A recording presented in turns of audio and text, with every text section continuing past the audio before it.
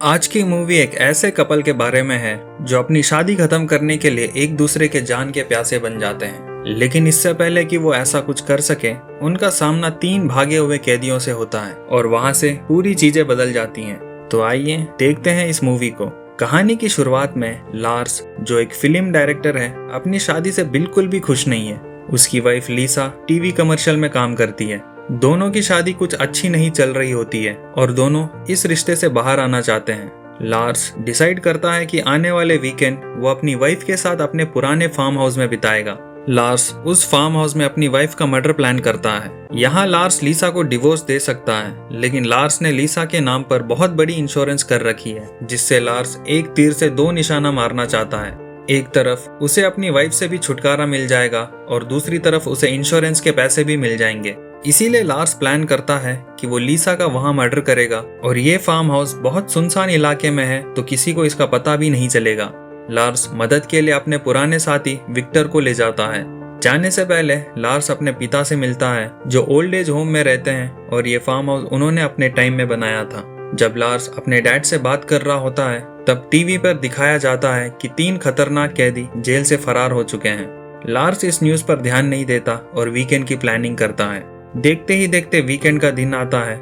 लीसा और लार्स तैयार होकर कार से फार्म हाउस के लिए निकलते हैं। उन दोनों को देखकर ऐसा लगता है मानो उनके बीच में सब कुछ सही चल रहा है, लेकिन अंदर ही अंदर दोनों एक दूसरे के जान के दुश्मन हैं। लार्स और लीसा फार्म हाउस वाली जगह पर पहुंचते हैं। दोनों वहां के नेचर व्यू को बहुत एंजॉय करते हैं और साथ में ड्रिंक भी लेते हैं। अगले दिन लार्स को जैसे ही मौका मिलता है, वो हथौड़े से लीसा पर पीछे से हमला करने की कोशिश करता है, लेकिन लीसा पलटकर लार्स को इलेक्ट्रिक शॉकर से बेहोश कर देती है, मानो वो इन सब के लिए तैयार थी। और कुछ पल बाद जैसे ही लार्स को होश आता है, उसके हाथ पांव बंधे रहते हैं।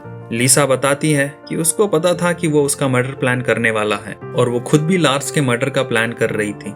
लीसा लार्स को बंदूक से मारने की कोशिश करती है, लेकिन इससे पहले कि वो ट्रिगर दबा सके, लार्स का दूसरा साथी विक्टर पीछे से आकर लीसा के सर पर वार करता है, जिससे लीसा बेहोश हो जाती है और अगले ही पल लीसा घर के बेसमेंट में बंधी हुई दिखती है।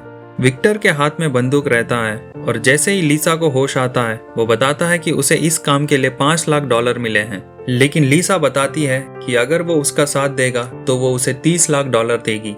विक्टर यहाँ बहुत सोचता है और लालची हो जाता है और उसे लगता है कि लीसा के तरफ जाने में उसका ज्यादा फायदा है। लेकिन लार्स इससे बहुत ही नाखुश होता है, क्योंकि विक्टर उसके प्लान का हिस्सा था और अब वो लीसा के तरफ है।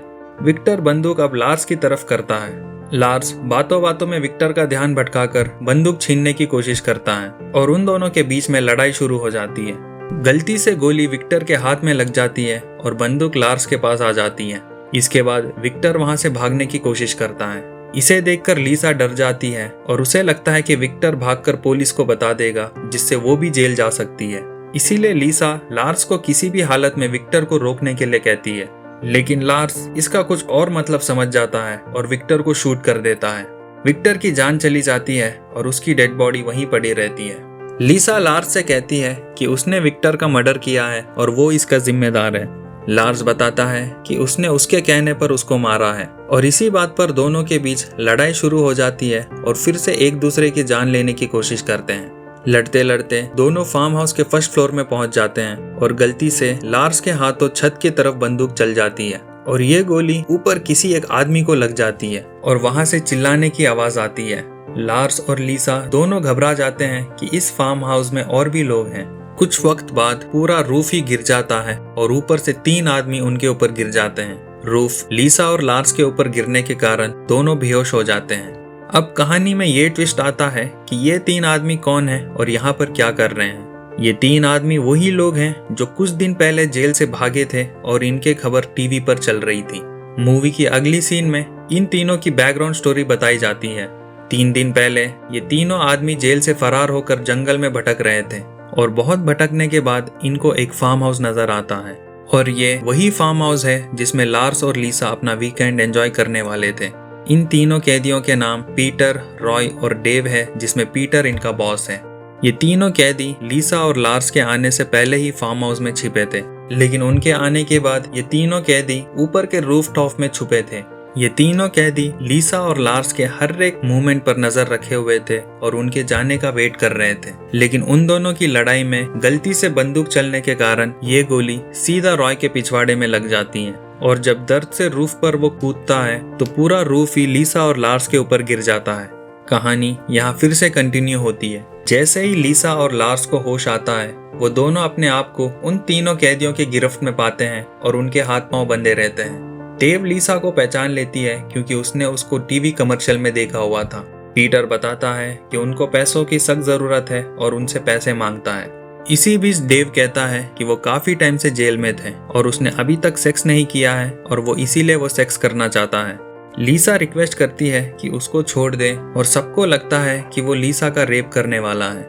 लेकिन जैसे ही डेव और रॉय रेप करने के लिए लीसा और लार्स के पास जाते हैं वो लार्स को रेप करने की कोशिश करता है और इससे पहले कि वो लार्स के साथ कुछ गलत कर सके लीसा बताती है कि उसके बैंक अकाउंट में करीबन $1.5 लाख हैं और वो नजदीकी बैंक जाकर इसे विड्रॉ कर ला सकती है।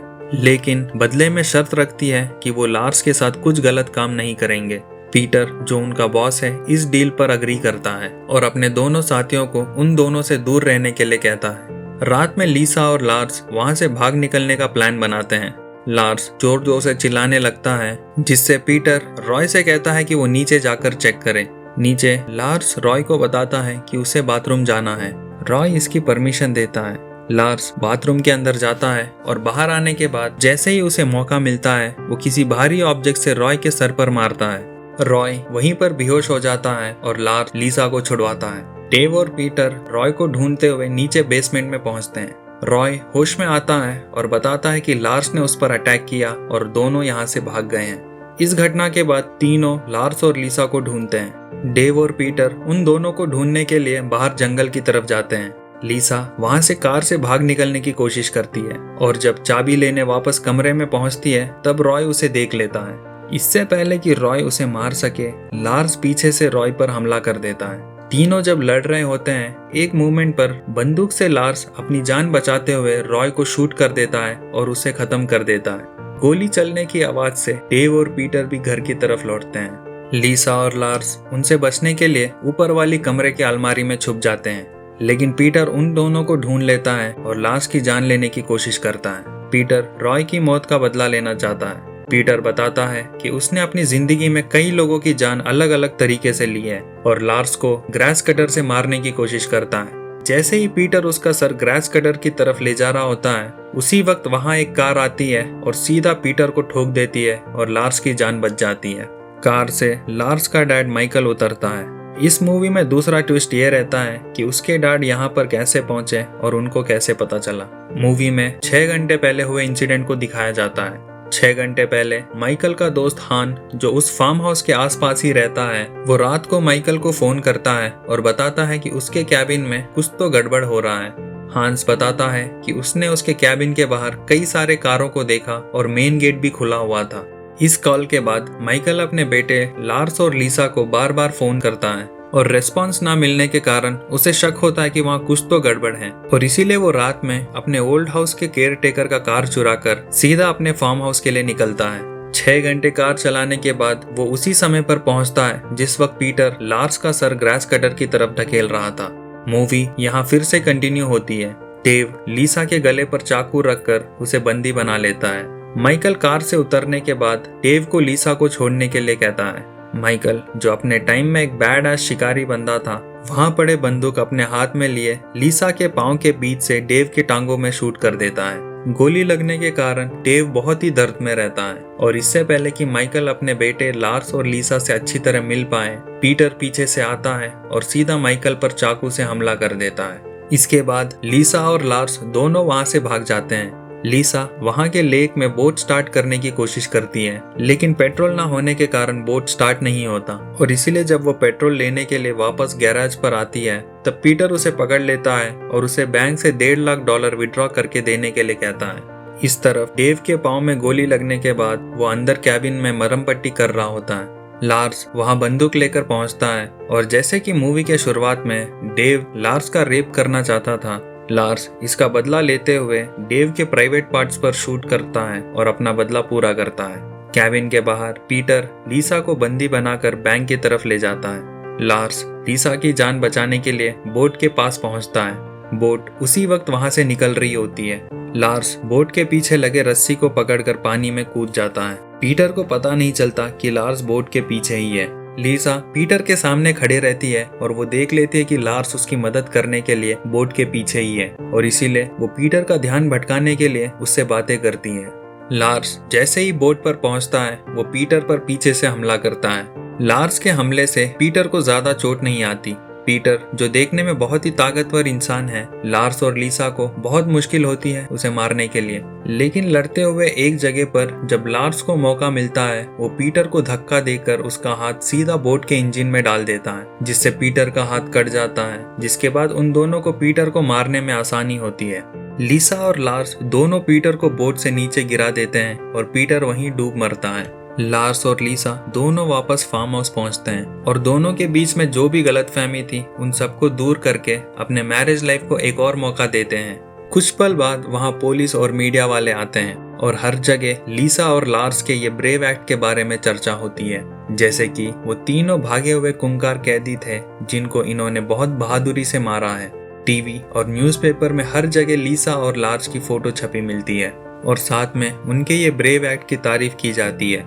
इस इंसिडेंट के बाद दोनों बहुत फेमस हो जाते हैं और बहुत सारे शोज में गेस्ट बनकर जाते हैं और अपनी ही स्टोरी को मूवी में प्रेजेंट करने के लिए दोनों को $1 मिलियन का ऑफर मिलता है। मूवी के आखिरी सीन में इस एक्ट के बाद उनको एक हॉलीवुड मूवी करने का ऑफर मिलता है, जिसमें लार्स मूवी का डायरेक्टर रहता है और लीसा इस मूवी की एक्ट्रेस रहती है और उनके साथ जो भी इंसिडेंट हुआ था उसी के बारे में ये मूवी बनती है। मूवी यहाँ खत्म होती है और अगर आपको ये मूवी पसंद आए तो लाइक करें, सब्सक्राइब करें और कमेंट करके बताएं कि आपको कैसी लगी। मिलते हैं अगले हफ्ते नई मूवी नई स्टोरी के साथ।